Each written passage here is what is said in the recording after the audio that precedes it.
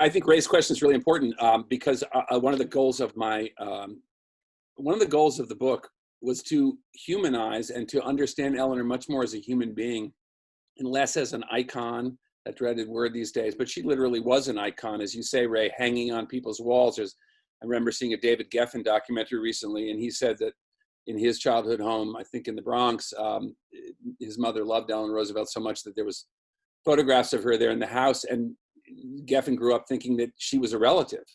And I felt sort of the same way, actually, growing up. I felt that this was not my grandmother, because I knew who my grandmother was, but that this was a kind of somehow spiritual grandmother for all the homes she went into. I really felt a sense of her mana, sort of magical power. And so I felt it was really important for the reader, especially a 21st century reader, to know her as she really was. And I think the letter you mentioned, and there are several others from the same period, one including one after she was in Miami, or referring to people in Miami in very much the same way, too many jewels, trafficking in stereotypes that are appalling, literally unacceptable today, but that reflected the class, obviously, that Eleanor and particularly her mother-in-law belonged to, which was the last American aristocracy, which did feel itself to be superior, and a WASP, a white Anglo-Saxon Protestant aristocracy that thought itself superior. On the other hand, of course, and this is what always needs to be said about the Roosevelts in general, their friends and their administration and their entire orientation as they grew older, there were, I think, 15% of FDR's cabinet choices and White House staff were Jewish in a population where Jews were 3% of the U.S. population. So he was preferring and seeing seeing beyond the superiority that he had grown up with. Eleanor's letter to her mother-in-law had a great deal to do with her own need to please her mother-in-law and almost blindly please her. But here's the thing: your question is really good. I had a real moment of surprise, not horror, but almost shock. I came across a somewhat complicated story that I'll simplify, which is that in 1937, Eleanor Roosevelt published her first volume of autobiography. Three memoirs, three autobiographies came out between 1937 and 1961. And in 37, it was well received. It was serialized in the Ladies' Home Journal. People were amazed at how personal and intimate she was, and white people were, because African Americans, especially the editors of the African American newspapers, especially the Baltimore Afro-American, a old and distinguished newspaper, were horrified to discover that Eleanor Roosevelt was describing a figure of her childhood, and twice on a single page, calling him the D word. She, used this old plantation language, calling her father's stable master a darky. My father's darky coachman. Twice she used this. And the African-American editor in Baltimore remonstrated with her and said, Mrs. Roosevelt, you are the figure who we rightly trust right now to bring our cause and to bring African-American civil rights to the White House. They were fighting, she alone was standing up against her husband on lynching.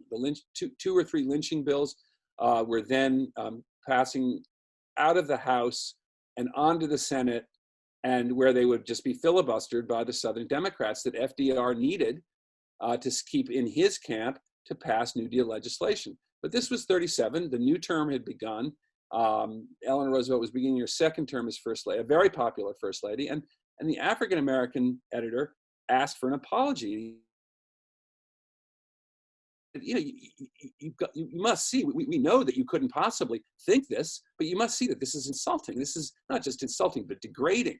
And I kept reading on. I was there at the FDR Library in the Arthur M. Schlesinger Jr. reading room and thinking, oh, well, I can't wait to read the apology. This will be really interesting. How did Eleanor write this apology? To my horror, she didn't. She passed it on to her assistant, Malvina Tommy Thompson, who was a wonderful person. But hello, Tommy Thompson then did something that I think today is called heritage. She said, oh, Mrs. Roosevelt, essentially, she said, Mrs. Roosevelt didn't mean this to insult anyone, of course. And I don't think Eleanor did mean it to insult anyone.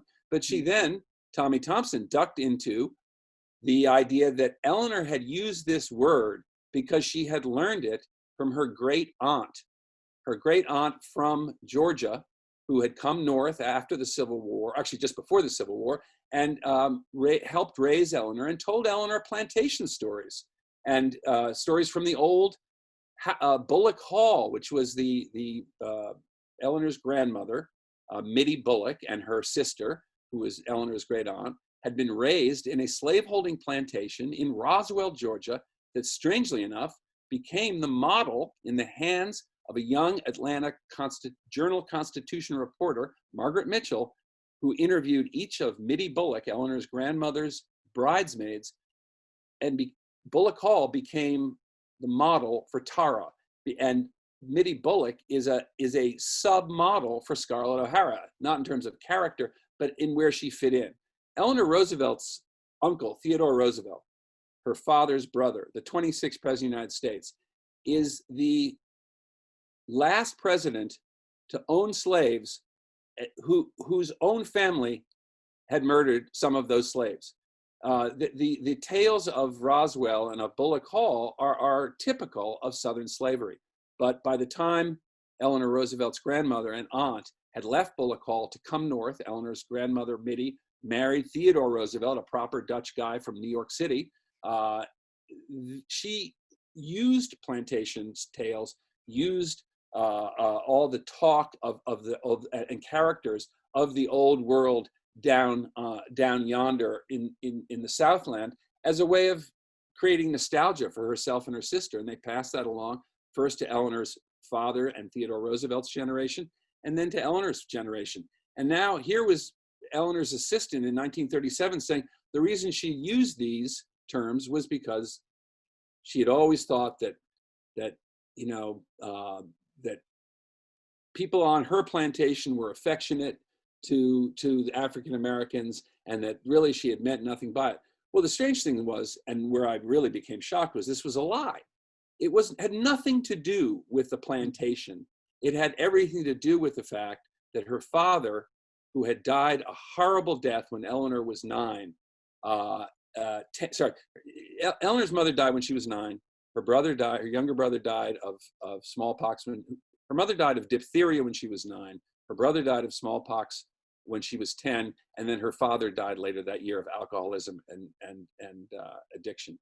So in 19 months, she became not just an orphan, but a very wounded and damaged person who went on in her own ways. And in fact, her entire recovery and survival from that event tells a great deal about her and about who she is. And one of the reasons I wanted to spend time on her childhood was for that reason.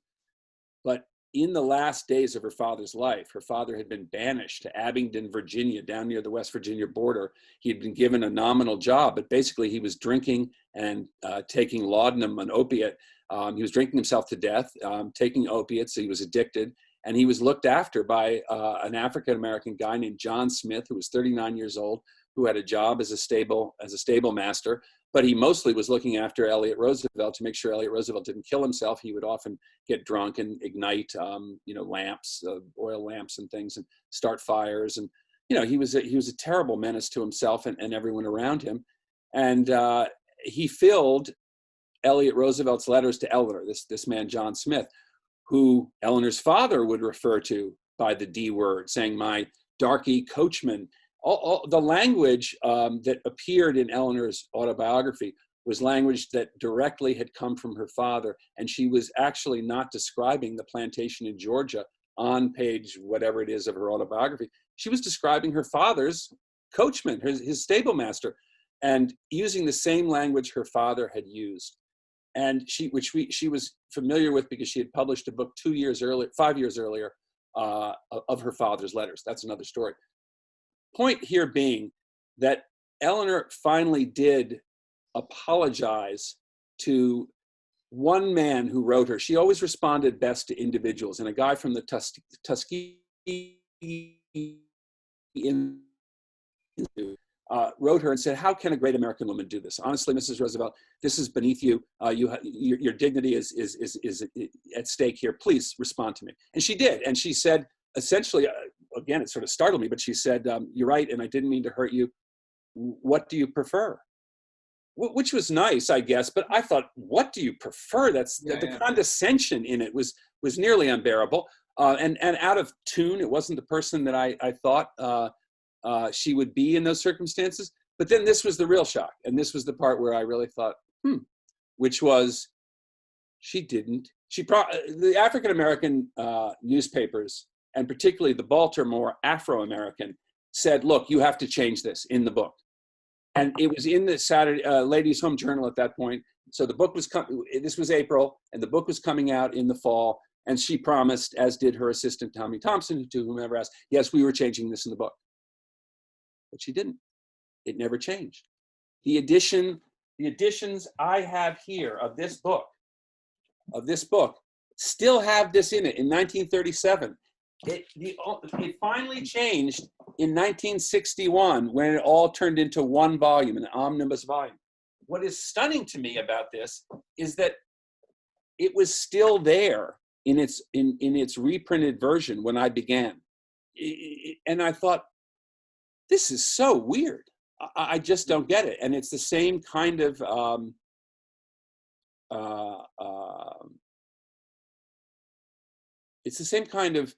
evolution that you see in a lot of lives that are as complicated as hers over a long stretch of time. Because she, in 1937, when she wrote this and published it, she was 2 years away from resigning from the Daughters of the American Revolution over the issue of whether Marian Anderson would be welcome to sing in Constitution Hall. And the Daughters of the American Revolution had said, "We will not let this African-American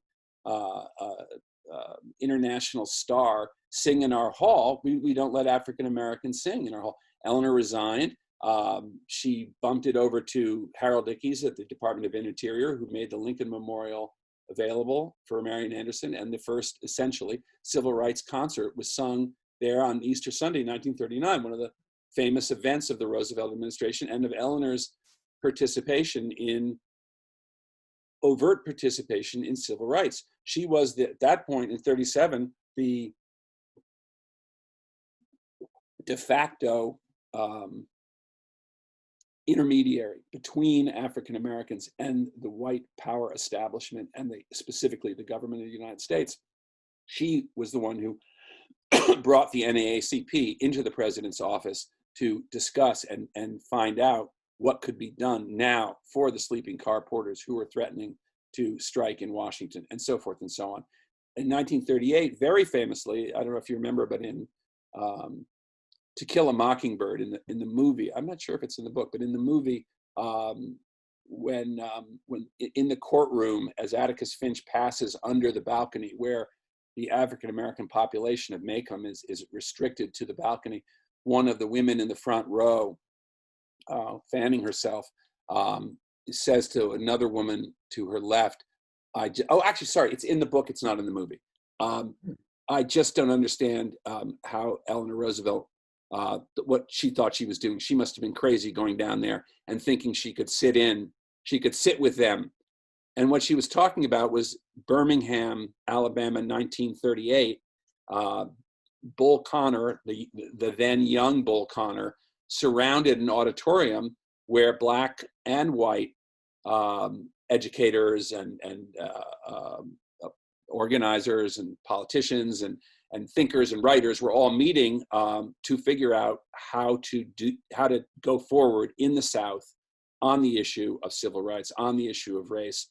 And Eleanor and Bull Connor's men had literally pulled a rope down the middle of the auditorium, declaring that by law, by local Jim Crow law, Blacks and whites were not allowed to even be in the building together, let alone sit, except on either sides of either side of the line. And Eleanor Roosevelt famously put her chair in the middle and sat right down in between them, being once again the intermediary and dramatizing that change was now coming. And it was a clarion call that was answered slowly, and really the war solved nothing, but at least began the process that Harry Truman finally completed of integrating the Army. Finally, after Roosevelt couldn't do it, Eleanor tried to get African American women to serve in the nursing corps and various other, and as WACs and as, but the Roosevelts were were slow walking civil rights from 36, when FDR's landslide took place and African Americans had finally embraced him. In 32, African Americans did not believe in Franklin Roosevelt. They thought he was not on their side. By 36, they did, and largely it was because of Eleanor. And by 41, 42, you would have thought there would have been more. There would have been an immediate movement to bring African Americans into the armed services, but no, it did have to wait till Harry Truman. So when you get, as with all biography, when you get into the underbrush and start seeing the progress that is made by people we now see as great avatars of civil rights, it's always about the politics. It's always about the compromises, and boy, there isn't that democracy. But with Eleanor, it's very difficult to see how slow she did have to walk it, how slow change did come, and in her own personal evolution, it definitely came.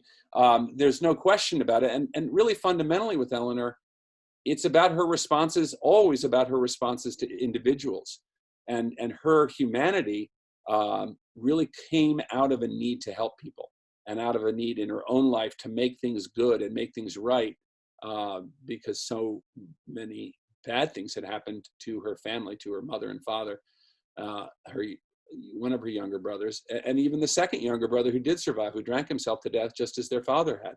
There was always a sense of disappointment and always a sense that she was being undercut by those around her, so much so that she managed the trick of turning her own sorrow and her own pain into the need for others not to go through that, for herself to be the agent of change in other people's lives.